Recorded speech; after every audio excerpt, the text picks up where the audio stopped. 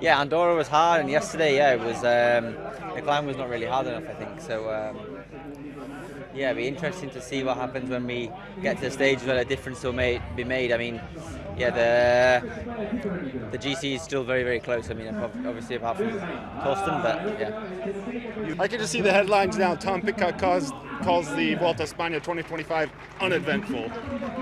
is that what we go with? Is that what you're gonna put as your headline? It sounds good to me. I'm gonna get a lot of clicks. Well, I think there's been people are racing smart. No one knows. Well, everybody knows what's to come. With the amount of hilltop finishes, and these hilltop finishes where the difference can't really be made because it's not steep enough. I think especially the speed that we ride now up them.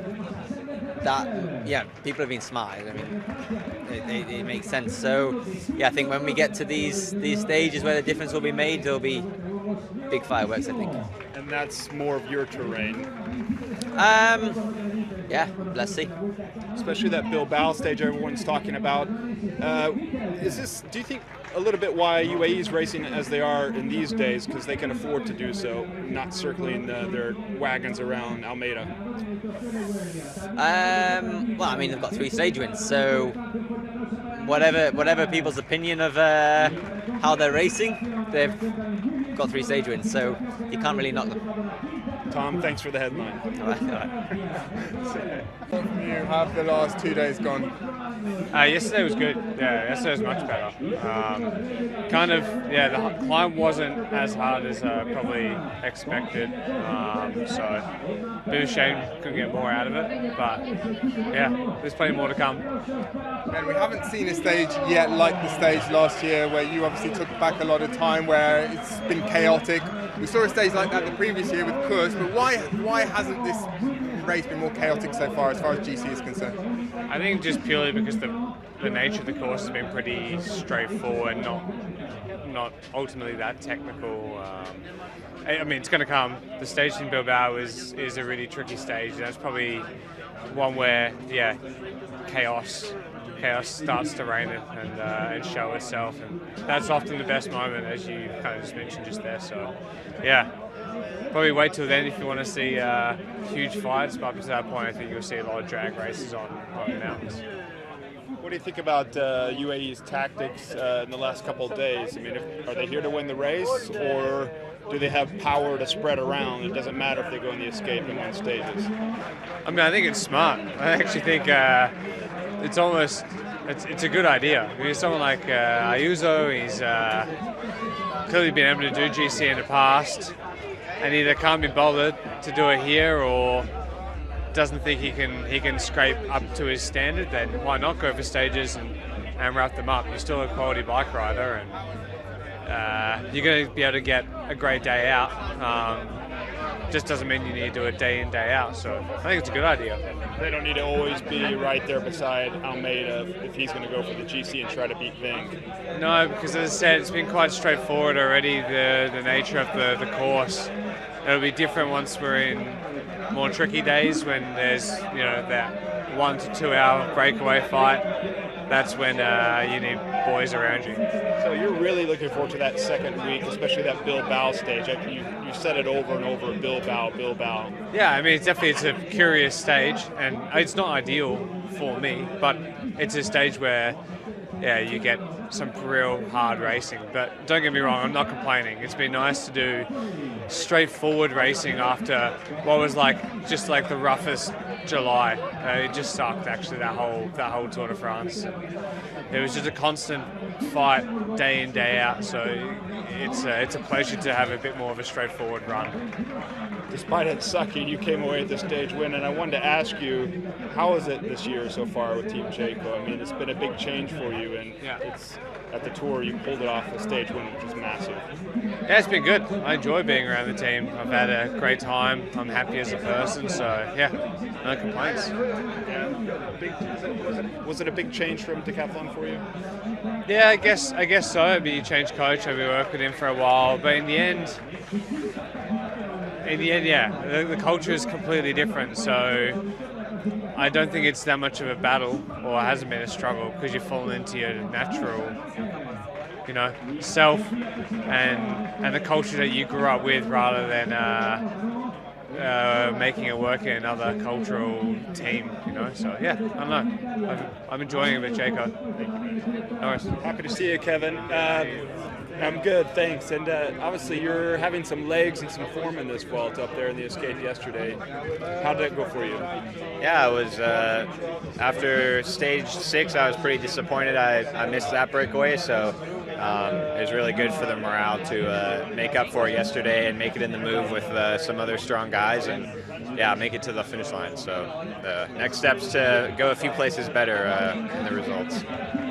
Was there space yesterday? I mean, UAE is really bossing things around with 2 heavy hitters in that escape. I mean, how did you guys think the tactics were going to play out? Because speaking with Sean Quinn earlier, he said, look, there's no matching Ayuso. Yeah, I think, already from the start you could see while the break was forming, Ayuso was by himself for the first hour, kind of just 30 seconds in front of the peloton. So you knew how strong he was, and obviously what Jay Vine did 2 days ago was pretty impressive. So that 2-pronged attack that they had was pretty impressive. But with Vine and then also Peterson going for the bonus sprints, it kind of made sure everything would stay together until that last climb. So it was then just a case of seeing how long it could hold on. Are you a bit surprised by that? I mean, if Tadej was here, I don't know if they would have a couple of their guys up in the escape trying to win a stage. I mean, shouldn't they be circling their horses around, their wagons around Almeida? Yeah, I think each race is different, and you kind of have to adapt to what the circumstances are. I mean, everybody's assuming for now that Vingegaard is by far the strongest, but then again, we also haven't gotten to any really hard mountaintop finishes. So I think especially on a day like yesterday, when it's fairly confident that Almeida is going to be able to stay in the GC group, and the GC group won't really explode, then they can also diversify a bit, and they won 3 stages in a row, so that's pretty impressive. Kevin, where are your opportunities next? Not today. Not today, no. Today we have Casper for the sprint, so hopefully it'll be an easy day and I can recover a bit and help out a little with the lead out in the end, but just try and stay safe. And then, maybe tomorrow's a breakaway again. We'll have to see, but for sure next week there's plenty of opportunities, so going to try and recover for that. Thank you. Torsten showed that he had quite good legs. Unfortunately, we lost Antonio Tabiri on GC, but now with Torsten really showing that he can potentially hold this jersey all the way until probably the middle of next week, and then who knows from then on, that maybe it's actually quite nice that we now have a really strong rider like Antonio that can really be there to help. Again, maybe, but I think also this year the rider market has been quite a bit slower than previous years. I think that would be true in other years, but this year you'll have like the merger of Lotto and Intermarché. There's a question mark around Arkea. There was a big question mark about Remco for a long period of time. It was kind of holding up the rider market, and there's still probably a few unanswered questions out there with riders that were maybe under contract that are maybe trying to change teams, and I think that the rider market is quite slow this year compared to other years. Maybe it's also that the Vuelta, it has been a relatively maybe easier start than we have had in the past. And also with Visma and Jonas here, I think maybe they're quite confident that Jonas can take the red jersey later on, so they're in no rush to try and make the race too aggressive.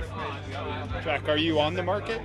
Yeah, I'm still on the market at the moment. I hope now with Torsten in the red jersey, I can sort of show myself and be a little bit more present at the front, and it never hurts. Do you have a few teams in mind, and are you worried for 2026?